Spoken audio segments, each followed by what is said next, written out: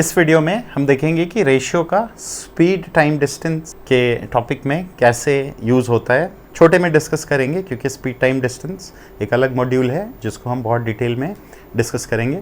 तो सबसे पहले आप इस फॉर्मूले पे जो है ध्यान देंगे कि डिस्टेंस जो है वो होता है स्पीड इनटू टाइम। अब आप एक बात को ध्यान से समझ लीजिए कि इक्वेशन का लेफ्ट हैंड साइड होता है और इक्वेशन का राइट हैंड साइड होता है।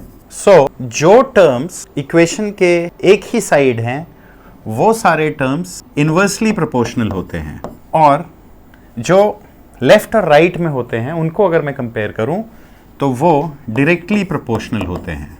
दो तरह की बातें आई, डायरेक्ट प्रोपोर्शन और प्रोपोर्शन। अगर मैं इसमें देखूं कि distance is equal to speed into time, इसके जरिए समझते हैं इन्वर्सली प्रोपोर्शनल और डायरेक्टली प्रोपोर्शनल को। तो डिस्टेंस और स्पीड जो है वो डायरेक्टली प्रोपोर्शनल होगा क्योंकि दोनों इक्वेशन के अलग अलग साइड में हैं, और इसको डिनोट करेंगे कि directly proportional. Distance directly proportional होगा टाइम के। अब इसमें एक और बात है कि डिस्टेंस स्पीड के डायरेक्टली प्रोपोर्शनल तब होगा जब टाइम फिक्स्ड है, यानी कि 2 घंटे के लिए ट्रैवल किया, मान लेते हैं पर्सन 1 ने कोई एक स्पीड से और पर्सन 2 ने कोई एक अलग स्पीड से, तो दोनों का जो डिस्टेंस होगा वो उनके स्पीड के ऊपर होगा। जितनी ज़्यादा जिसकी स्पीड होगी वो उतना ज़्यादा डिस्टेंस कवर करेगा।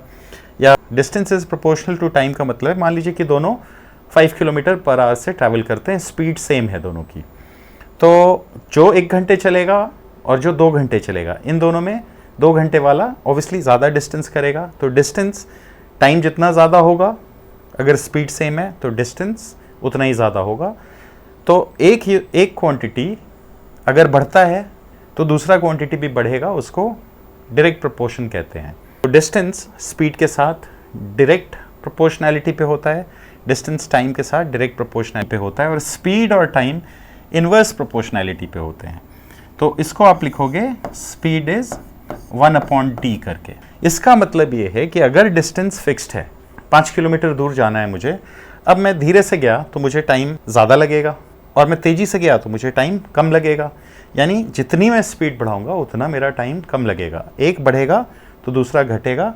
उस तरह के रिलेशनशिप को इन्वर्स प्रोपोर्शनैलिटी कहते हैं, और उसको रिप्रेजेंट करते हैं 1/t से।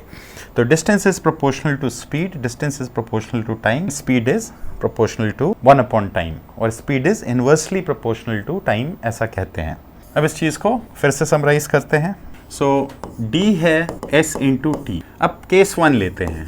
केस 1 में डिस्टेंस को कांस्टेंट ले लेते हैं, केस 2 में स्पीड को कांस्टेंट ले लेते हैं, और केस 3 में टाइम को कांस्टेंट ले लेते हैं।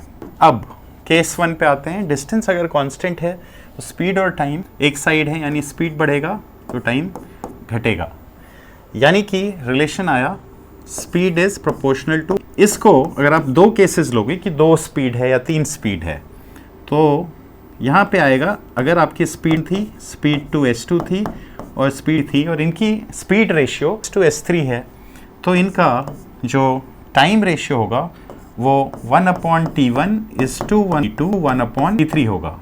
और आप इसको सिंप्लीफाई करके स्पीड रेशियो और टाइम रेशियो का रिलेशनशिप निकाल लोगे जब डिस्टेंस कांस्टेंट होगा। दूसरा केस है कि स्पीड जब कांस्टेंट होगा, तो स्पीड कांस्टेंट हो गया तो डिस्टेंस और टाइम अलग अलग साइड हैं, तो इसमें आपको रिलेशनशिप बनेगा कि distance is directly proportional to time.